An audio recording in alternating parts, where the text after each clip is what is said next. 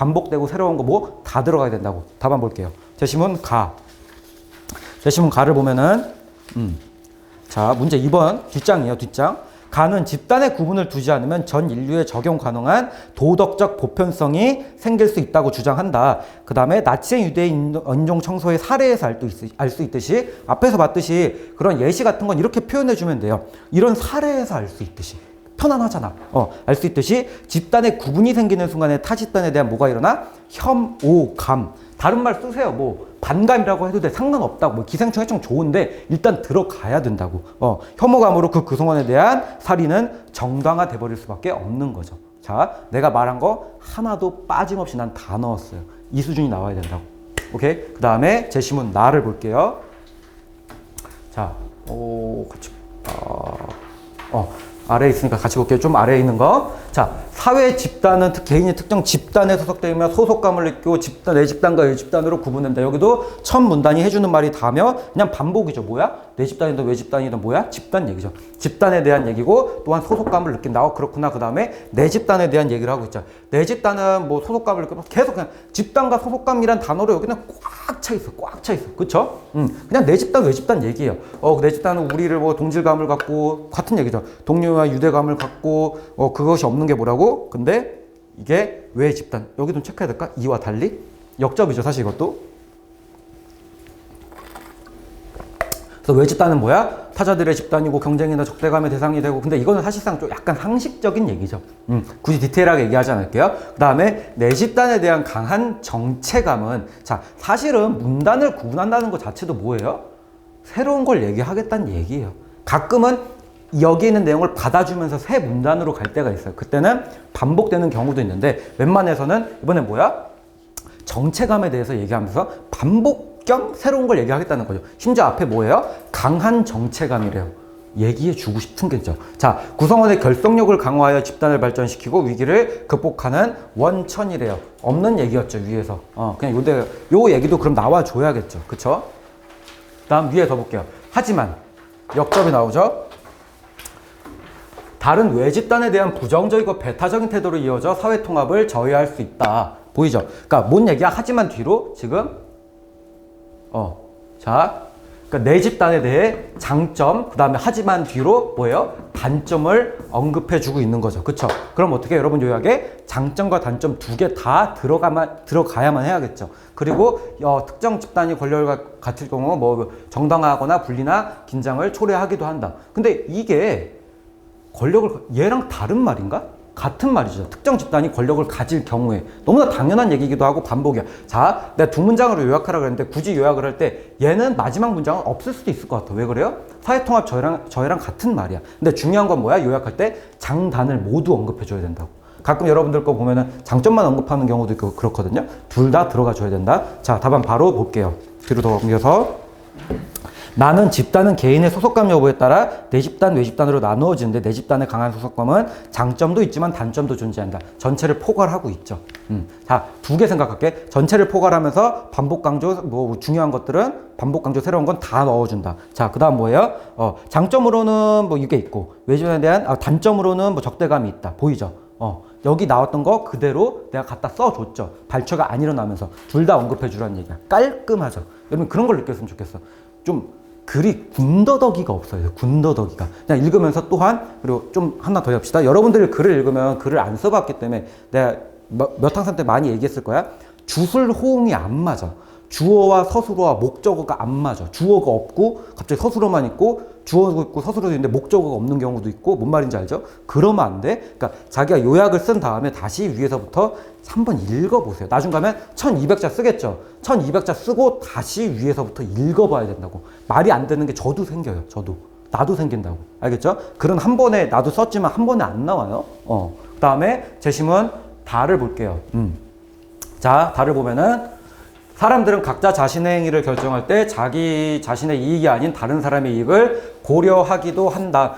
그러니까 이 서강대, 우리가 그런 것도 느꼈으면 좋겠어. 서강대 여기 쓸 학생도 있고 안 쓸 학생도 있겠지만 그냥 스타일이 이래요. 어때요? 첫 문장에 거의 전부를 던져주죠. 얘네가. 그런 스타일이에요. 자, 그래서 이게 뭐야? 사람들은 도덕적이라고. 반복적인 얘기죠. 그래서 이러한 의미에서 사람들은 도덕적이다. 가끔은 타인도 생각하니까 인간은 도덕적 존재다. 그 얘기예요. 자, 근데 말했죠. 그러나. 자, 사실상 뭐예요? 영어로 나오면 앞에는 거의 싹 다 버려도 되겠죠. 그러나 뒤에가 분량도 많거냐 이 얘기하고 싶었죠. 자, 사회 집단은 이 모든 것이 불가능하지는 않지만 매우 어렵다. 뭐예요? 지금 집단이 새로 나왔고 또한 그 다음 문장에 집단을 얘기하고 있죠. 새롭고 반복하고 있죠. 사회 집단 얘기구나. 그럼 뭐야? 당연히 요약에 나와줘야겠죠. 자, 뭐예요? 왜 그래요? 개인적인 관계에 나타나는 것에 비하여 사회 집단은 왜 그래? 왜 비도덕적이야?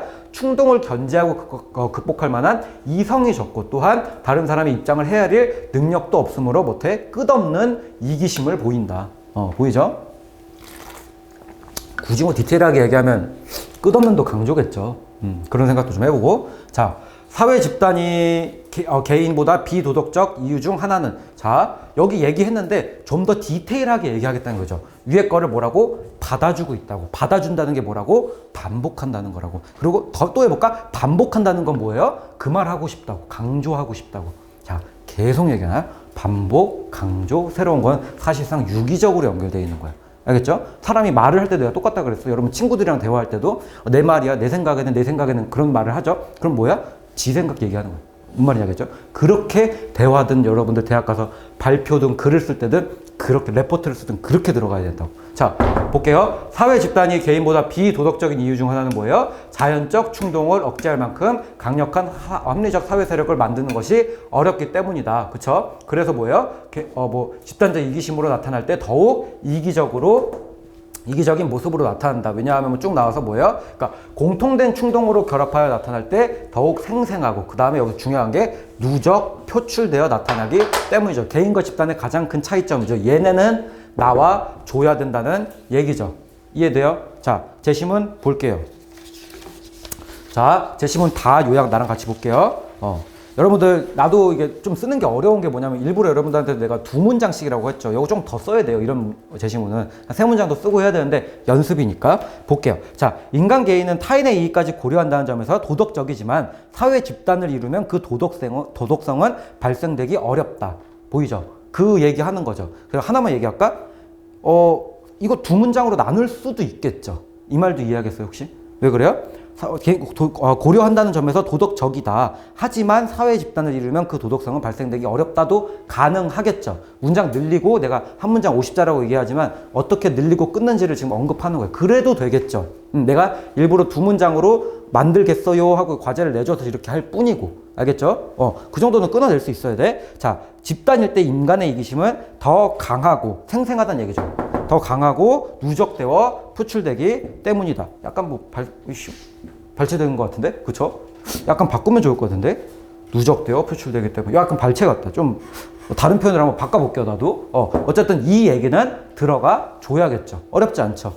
오케이. 그 다음에 우리가 제시문 라를 볼게요. 자, 제시문 라. 자, 자신이 속한 사회의 속성과 행위에 대해 너무 진지하게 질문하는 것은 어렵고 불편한 일이다. 어렵고 불편하대요. 그렇구나. 전체에 대해 이 얘기를 해주겠구나 하고 볼게요. 어려운 이유. 자, 그러니까 어렵고 불편한 일인데 그 이유를 각각 설명해주고 있어요. 어려운 이유는 뭐예요? 질문에 대한 답이 뭐야? 은폐되어 있어요. 새로운 얘기죠. 그 다음에 불편한 이유는 뭐예요? 그 답이 추악할 뿐더러 더 고통스럽기 때문이다. 자, 두 번째.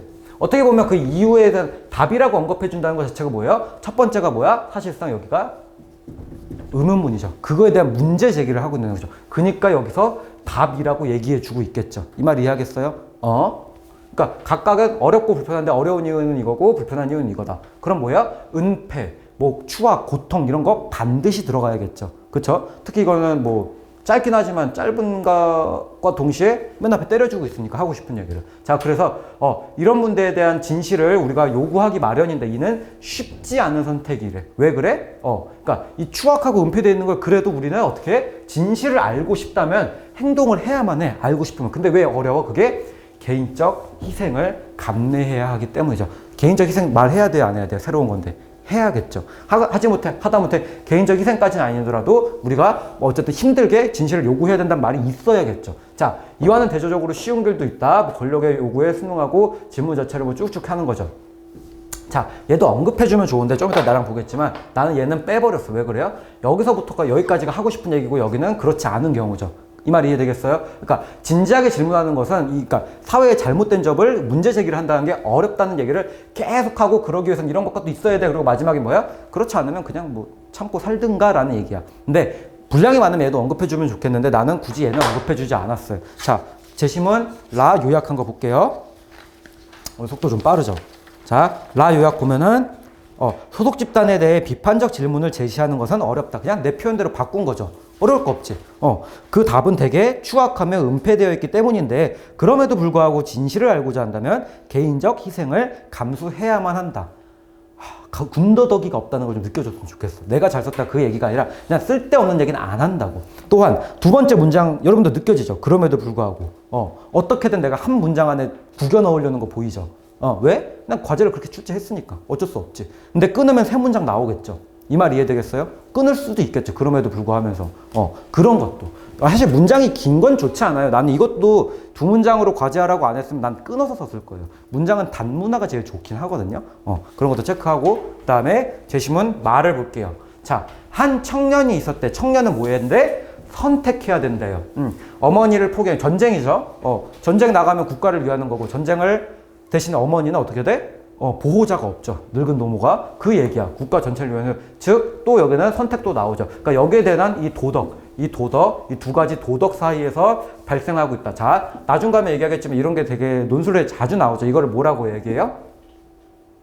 두 가지 선택해서 우리가 고민하는 거를 용어로 뭐라고 그래요? 양적 대련? 태련? 양자택일? 그 되게 요즘 학생답지 않아. 아주, 그전에. 그래서 이걸 우리가 딜레마라고 표현해요. 논술에서. 아니, 못한 거 아니야? 양자택일. 좋은데? 그래요. 양자택일. 맞죠? 맞는 얘기야. 영어로 표현하면 뭐, 영어인가? 이거 독일어인가? 그렇죠. 딜레마죠. 세계변 뭐야? 트릴레마죠. 그 얘기야. 그러니까 이 딜레마에서 선택을 해야 돼. 근데 그 선택을 누가 도울 수 있을까라고 물어보죠. 그 얘기하죠. 답은 뭐야? 당신은 자유여 선택하시오. 다시 말하면 창조하시오. 당신이 할 바를 지시하는 거는 어떤 것도 없고 세상에는 아무런 표적도 없다. 뭔 얘기야? 신도 없고 아무것도 없기에 이 서양 이거 무슨 작품인데? 이게 누구더라? 헤르만 헤세인가? 뭐 어쨌든 그 작품이에요. 그 사람 작품인데 그러니까 신에 대한 거를 없애는 거. 이 당시엔 이게 되게 획기적인 사고였어요. 이 작품 자체가. 여러분들의 신이 없기 때문에 네가 곧 신이기 때문에 네가 스스로 선택하라는 얘기가 여기에 요지죠. 뭐 여기도 잠깐만요. 여기도 선택 나오죠. 그 얘기예요. 자, 뒤로 넘겨서 우리가 다시 또 답 볼게요. 제시문 말을 볼게요. 자, 선택은 인간 개인의 자유이다 하고 한 문장 뒤에 두 문장 겁나 길죠. 왜? 내가 그냥 두 문장 쓰라고 해서 열심히 노력해봤어. 볼게요. 이번에도 뭐야? 이 표현도 알아. 동일군 전쟁의 예시에서 알 수 있듯이. 좀 갖다 쓰기 편하지. 이렇게 얘기하면. 알 수 있듯이 뭐야? 청년은 도덕적 딜레마 사이에서 선택을 해야만 하는데 어떠한 선택을 하든 정해진 것은 없기에 자유롭게 선택해야만 한다. 보이죠? 나 이거 세 문장으로도 끝냈을 것 같아. 총 4개로도 갈 수 있을 것 같아. 뭔 말인지 알 거야? 내가 어떻게든 우겨 넣은 거야. 근데 왜 하지 말라 그러냐면은 이렇게 우겨 넣다 보면은 주어 서술어가 잘 안 맞아요. 이건 맞죠, 잘. 읽으면 어색하다는 느낌이 없죠. 근데 여러분들 수준에서 쓰다 보면은 주어 서술어에서 이상해진다고. 그래서 내가 끊으라고 하는 거예요. 길게 가져가지 말라. 근데 이건 그냥 과제니까. 알겠죠? 마지막 제시문 바를 볼게요.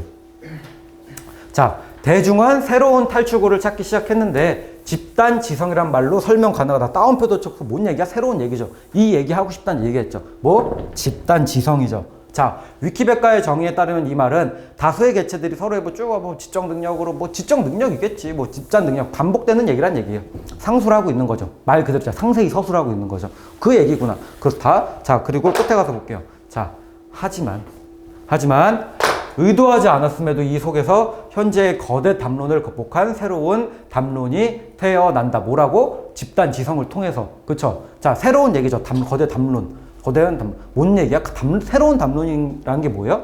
문제 해결을 위한 새로운 답들이 생겨난다고. 예를 들면 이게 대표적으로 집단 지성이 언제 나온 거냐면은 그러니까 사회주의, 민주주의 이런 데서 좀 많이 등장했어요. 이 말을 이해하겠죠? 새로운 담론이 생겨난다고. 자, 볼게요. 그리고 놀랍게도가 뭐야? 강조라고. 핵심 뭐야? 강조라고. 내가 얘기했죠. 핵심, 본질, 목적 뭐 이런 거 강조라고 다. 자, 놀랍게도 그것은 현재 사회의 핵심 모순을 극복할 만한 대안을 담고 있대요. 뭐야? 모순을 극복할 대안이란 게 뭐야? 하나의 답이 된다는 얘기죠. 자, 볼게요. 이에 대해 프랑스 여기 뭐라고? 예시라고. 영어로 나왔으면 나는 안 읽을 거라고. 내 영어 못해서 아니라고. 귀찮다고. 그럴 시간이 없다고. 문제 풀어야 되는데. 어쨌든 레비라는 되게 유명한 철학자예요. 프랑스에. 집단지성의 요체가 있다고 한다. 아, 맞다. 근데 여기 읽긴 읽어야 돼. 자, 영어 제시문은 그렇다는 얘기야. 자, 이런 관계는 뭐야? 자, 이 집단지성이 어떠한 특징을 갖고 있대? 직접 민주주의의 담론을 형성하게 하고, 첫 번째. 두 번째 뭐야? 타인과의 관계를 수평적으로 바꾸어주며 이질적인 구성원 사이에 연대를 가능하게 한다. 자, 세 개. 세 개 그럼 나와야 돼요? 안 나와야 돼요? 나와야겠죠. 왜 그래? 이러한 특징 때문에 핵심 모순을 극복할 대안을 만들 수가 있다고. 이 말 이해되겠어요? 해줘야겠죠. 마지막 우리 여기 볼게요. 자, 제시문 바를 볼게요. 집단 지성을 통해 인간은 문제의 모순을 극복하고 새로운 답을 찾아낼 수 뭐래? 있다. 이 제시문 바가 다 그냥 그 얘기야. 근데 왜 그래요? 집단 지성은 민주주의의 담론 형성, 인간관계의 수평성, 연대성 강화와 같은 특징을 가졌기 때문이다. 군더더기가 없어야 되면 또 하나 볼게. 1, 2, 3을 내가 약간씩 바꾸면서 명사형으로 가져가고 있죠. 보여요? 이렇게 들어가라고. 이렇게. 예를 들면 인간관계의 타인과의 관계를 수평적으로 바꾸. 이게 명사형으로 좀 바꾸라고 여러분. 알겠죠? 이렇게 해서 뭐라고? 발표라고. 이렇게 들어가면 됩니다. 어렵지 않죠? 자, 오늘 지금 좀 빨랐는데 우리가 두 번째 지금 비교해야 되는데 비교해서 할 게 좀 많아요. 그래서 우리 딱 5분만 쉬고 바로 수업 들어갈 거예요.